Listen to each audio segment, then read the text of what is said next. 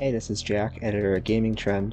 I've been playing a lot of Mortal Kombat 1, and while I need a little more time for a full review, I am prepared to answer what I believe is to be the number one question that everyone has about the game. What's up with Reptile? How is he doing? Is he cool in this one? That was more than one question, but they all mean the same thing.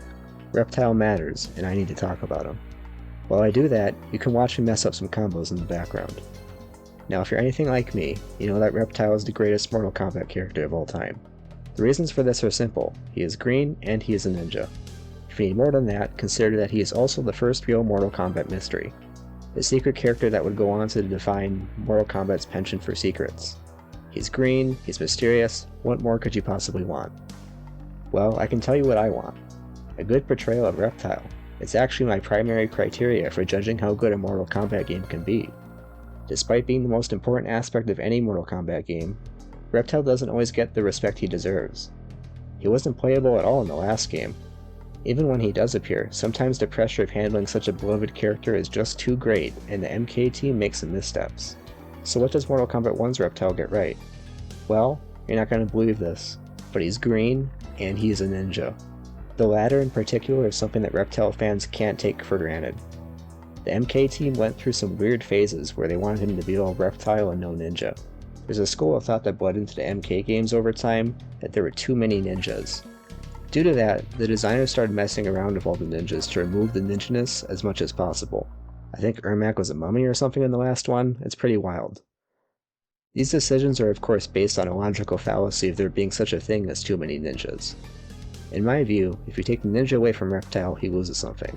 That something is being a cool ninja. In other words, a truly great Reptile design needs to embrace the ninja rather than hide it. At the same time, obviously you can't leave Reptile as just a green ninja. We're 12 games in, technology has advanced, standards have changed. Later games have tried to marry the Reptile-ness and the ninja-ness in a more distinct way.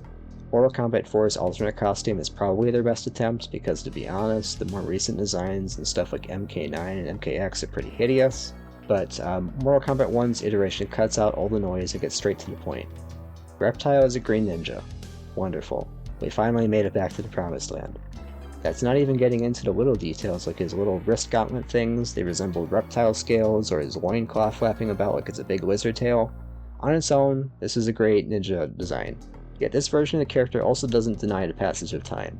Layered behind that iconic green ninja lies a giant lizard monster that the MK designers so desperately wanted to make happen in the 2000s.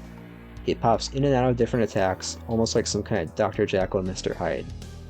In this case, I suppose it'd be Dr. Ninja and Mr. Reptile. This approach strikes an interesting balance between combining these concepts, while also keeping them wholly separate. I see it as a perfect compromise. Reptile is a green ninja, as he should be, but he also differentiates himself with this on-the-fly shapeshifting that goes full Reptile. This new angle also reinforces some of Reptile's best traits as a playable character. When I think of Reptile, I think of a trickster-type character. He's shifty and hard to pin down. He moves erratically and keeps you on your toes. Reptile's new moves and twists on old favorites spring his lizard form on you like a jump scare. I'm an especially big fan of his arrow overhead where he just drops on you. Moves like this sell the ferocity of a giant lizard monster in a way that no other version of the character has done before. Unless you count his crab stance in Deadly Alliance, it's pretty intimidating to see a big lizard guy pretending to be a crab. Maybe that's just me. No move demonstrates Reptile's trickster nature better than his invisibility move. It's arguably what makes him so strong in every Mortal Kombat game that he's even remotely good in. While it won't help you much against an AI that makes a living off of reading your inputs, in an actual match, it's actually incredibly scary to be unable to see what your opponent is doing. What kind of approach or mix-up is he going to try? In right hands, it's very powerful. Mortal Kombat 1 makes interesting change here that takes some getting used to. No longer will Reptile jump into invisibility and be done with it. Instead, he lathers himself up with some green invisibility goo. After dousing himself in it, it takes a little while to go into effect. While this is a nerf, it's one I kinda like. It pressures the opponent to be on edge and risk going on the offensive, lest they risk eating an invisible mix-up. Despite taking longer to get to the cheap stuff, it can change the dynamic of a fight in a cool way. It's a move that commands respect from the opponent. Speaking of respect, that may be the biggest way that Mortal Kombat 1 improves upon the character. Now, I say this with love, but historically Reptile has been, in technical terms, a jobber character. He's the guy that the MK team hauls out to get beaten down and show how cool or powerful someone else is.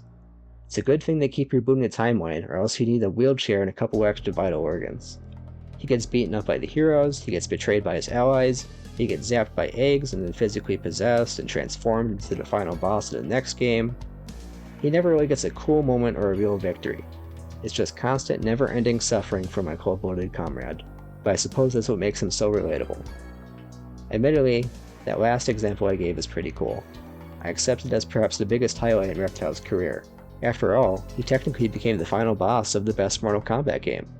Deep down, however, we all know that Onaga isn't really Reptile. If he was, he would have been a cool-looking green ninja. At least he got the losing to someone else to make them look cool part right. In most games, losing pathetically is where Reptile's story ends. Not to get too into it, but Mortal Kombat 1 picks him up from the gutter and gives him the respect he deserves. Don't get me wrong, his story involves a little bit of jobbing, but then he moves beyond that into a more fully realized and fleshed out character. This is probably the most respect that Reptile has gotten, and perhaps will ever get, so I'm choosing to say for the moment. About the only complaint I have about Reptile is the complaints I have with just about every ninja in these recent Mortal Kombat games. They keep taking their masks off. No one asks you to take your mask off. I'm happy that you look cool and human again, Reptile, but you look about 500 times less cool without the mask. If you take the mask off, I want to see a big goofy lizard head, not some guy. That aside, it's a great time to be a Reptile fan.